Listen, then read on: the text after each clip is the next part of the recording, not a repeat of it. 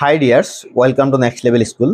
আজি মই দশম শ্ৰেণীৰ অসমীয়া পাঠ্যপুথি সাহিত্য চয়নিকাৰ নৱম অধ্যায় ইন্টাৰনেটৰ তিতামিতা নামৰ পাঠটিৰ পৰা ছমহীয়া পৰীক্ষাত কেনেধৰণৰ প্ৰশ্ন আহিব পাৰে সেইখিনি আলোচনা কৰিম।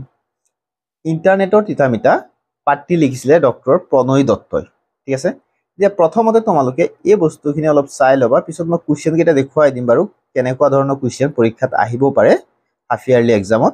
চোৱা, প্ৰথমতে ইয়াত মই মাৰ্কিং কৰি দিছোঁ, তাই মাত্ৰ জানে যে ইণ্টাৰ কানেকশ্যন অফ নেটৱৰ্কছ এই শব্দকেইটাৰ প্ৰথম অংশৰ সংযোজন ঘটি ইণ্টাৰনেট শব্দৰ সৃষ্টি হৈছে।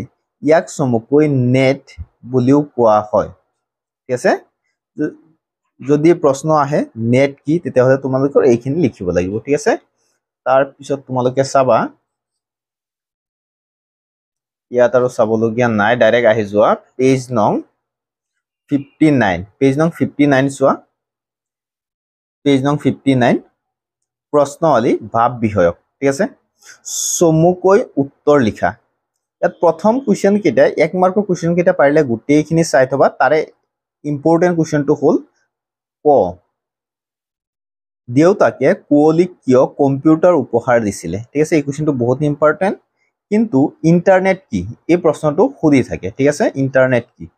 তাৰপিছত নেক্সট কুৱেশ্যনটো চাবা, কুঁৱলীয়ে প্ৰথমে কালৈ ইমেইল কৰিছিল। ঠিক আছে, তাৰপিছত তোমালোকে চাবা ঘ, পূজাৰ বন্ধত কুঁৱলীহঁতে কলৈ যোৱাৰ সিদ্ধান্ত লৈছিল। এইটো ইম্পৰ্টেণ্ট নাই। তাৰপিছত উঙৰটো চাবা, ভাইৰাছ কি। ঠিক আছে, গোটেইকেইটা কুৱেশ্যন চাই থবা, 1 মাৰ্কৰ কুৱেশ্যন আৰু কি আছে চাই থবা।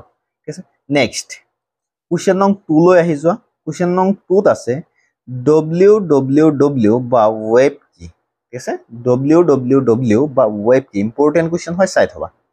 ঠিক আছে, তাৰপিছত 3 নম্বৰটো নালাগে, 4 নম্বৰটো চাবা, ইণ্টাৰনেটৰ সহায়ত কুঁৱলীয়ে কি কি নতুন অভিজ্ঞতা আহৰণ কৰিছিলে। কুৱেশ্যনটো চাবা, বৰ ইম্পৰ্টেণ্ট। ঠিক আছে, তাৰপিছত চাবা কুৱেশ্যন নং 5, ভাইৰাছে কম্পিউটাৰ এটাৰ কেনেদৰে বিজুতি ঘটাব পাৰে। এইটো খুব ইম্পৰ্টেণ্ট কুৱেশ্যন, তোমালোকে ভালকে চাই থবা।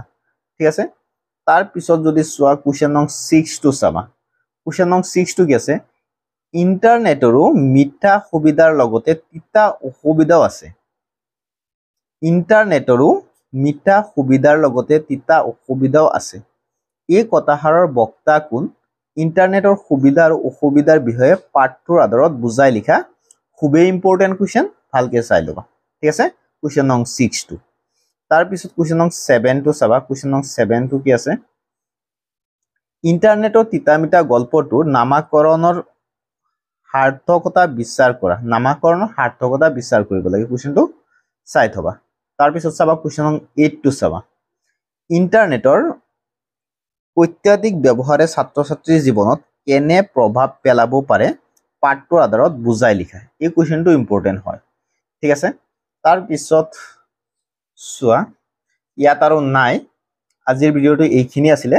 তোমালোকে এই কুৱেশ্যনখিনি ভালকে চাই থবা, তেতিয়াহ'লে তোমালোকে ইয়াৰ পৰা, এই চেপ্টাৰৰ পৰা অহা কুৱেশ্যনসমূহ পাৰিবা, কোনো প্ৰব্লেম নহ'ব। ঠিক আছে, আৰু ইয়াৰ পৰা ভিতৰুৱা কুৱেশ্যন নাহে, গতিকে এই কুৱেশ্যনসমূহ যদি চাই থোৱা তেতিয়াহ'লে কোনো অসুবিধা নহয়। গতিকে এনেধৰণৰ ভিডিঅ'সমূহ পাই থাকিবৰ কাৰণে চেনেলটো ছাবস্ক্ৰাইব কৰি ৰাখিবা, আৰু যদি ভিডিঅ'টো চাই ভাল পোৱা লাইক শ্বেয়াৰ নিশ্চয় কৰিবা।